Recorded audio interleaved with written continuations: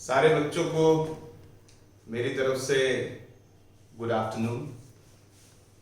बेटा, आज पढ़ाई से हट के थोड़ी बात मैं करना चाहता था जो शायद आपके लिए बहुत ही ज्यादा उपयोगी सिद्ध हो सकता है।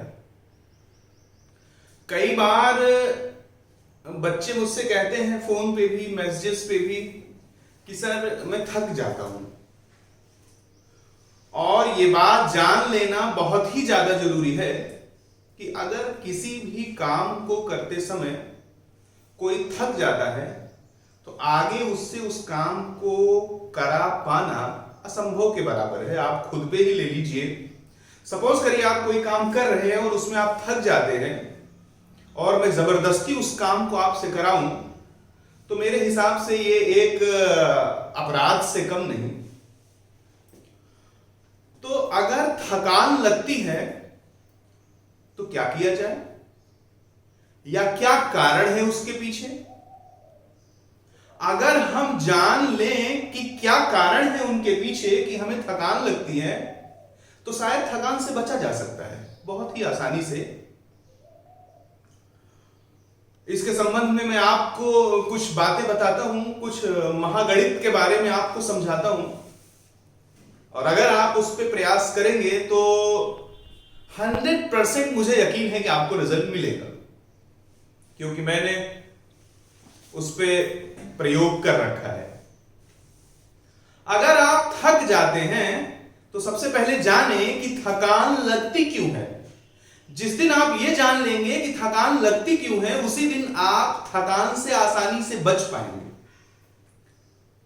बेटा, जब आप किसी काम को होश पूर्वक करेंगे तो आपको कभी थकान नहीं लगेगा। चाहे आप 6 घंटे, 7 घंटे, 8 घंटे काम करेंगे, लेकिन आप थकान नहीं पाएंगे। थकान लगता ही तब है जब कोई कार्य होश पूर्वक ना किया जाए। इसको मैं थोड़ा अच्छे से उदाहरण के साथ समझा देता हूं आपको, क्योंकि होश कोई अलग प्रक्रिया नहीं है।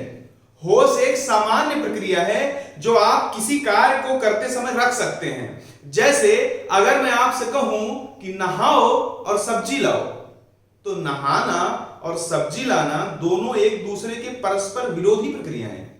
आप एक साथ नहा और सब्जी नहीं ले आ सकते। जैसे मैं आपसे कहूं कि दौड़ो और खाओ, तो बेटा दौड़ना और खाना खाना ये दोनों एक दूसरे के मतलब अपोजिट चीजें हैं। इनको एक साथ करना संभव नहीं है। कोई कहे नहीं नहीं मैं तो खा सकता हूं, तो भैया तुम ही खा सकते होगे, सामान्य इंसान नहीं खा सकता है। अगर जनरलाइज टर्म में बात किया जाए तो दौड़ना और खाना एक साथ संभव नहीं है।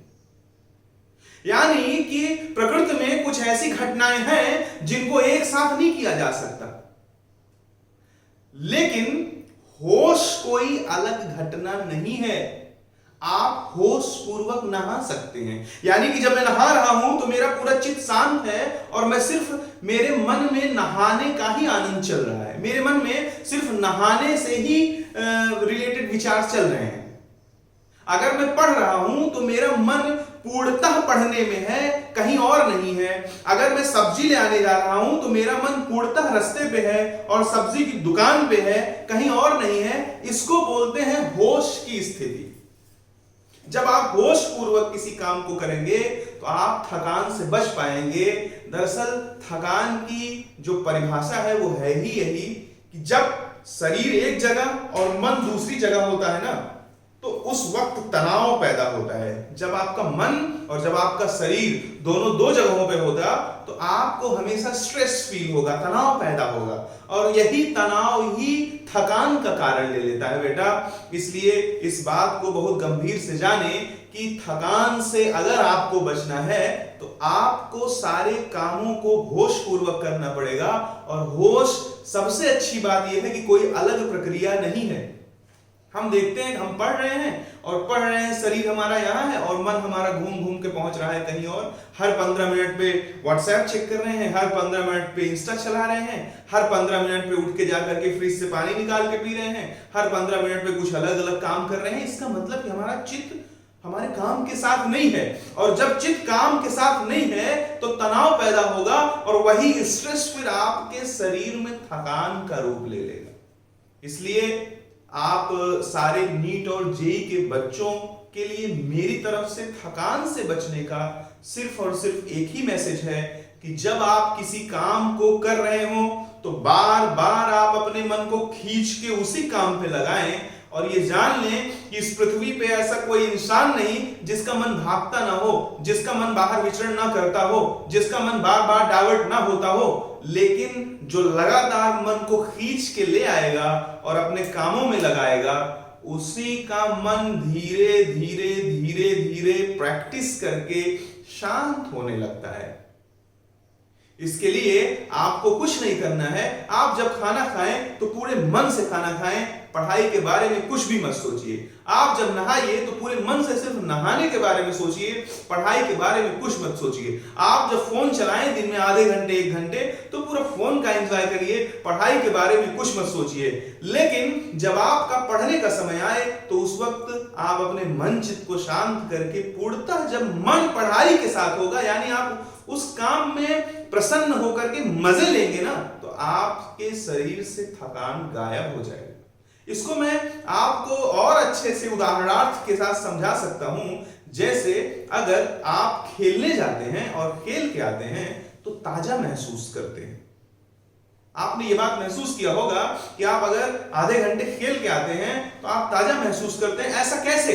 खेलने से तो शरीर की एनर्जी कम होनी चाहिए और शरीर की एनर्जी कम होगी तो हमें थकान लगना चाहिए।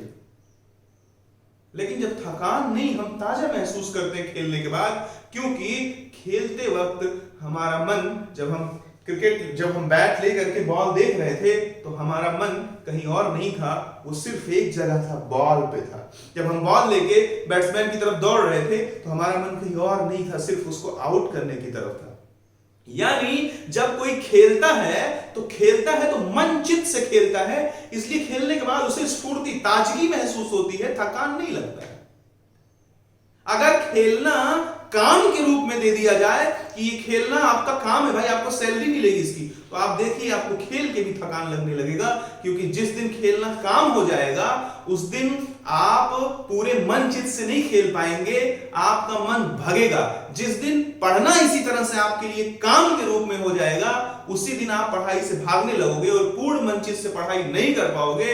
और जब पूर्ण मन चित्त से पढ़ाई नहीं कर पाओगे तो तनाव पैदा होगा आपके मन और आपके शरीर के बीच में, और यही स्ट्रेस आपको थकान का रूप दे देगा और थक के आप सो जाओगे, कोई भी इफेक्टिव काम नहीं कर पाओगे।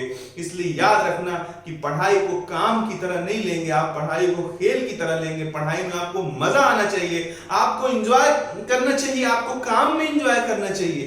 पढ़ाई के अतिरिक्त एंजॉय नहीं करना चाहिए, आपको पढ़ाई में एंजॉय आने लगेगा। और जब पढ़ाई में एंजॉय आने लगेगा तो आप हमेशा पाएंगे कि मन और शरीर दोनों एक जगह है। और जब बेटा मन और शरीर दोनों एक जगह होता है तो थकान कभी भी नहीं आता है।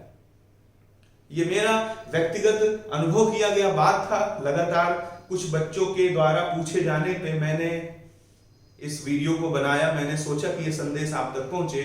जो भी लोग जेईई और नीट का प्रिपरेशन कर रहे हैं, अगर इस पे काम करेंगे तो 110% उनको ये रिजल्ट मिलेगा और उनको जो थकान लगने की समस्या है इससे बहुत ही आसानी से निजात मिल जाएगा। आज के लिए इतना पर्याप्त है। धन्यवाद।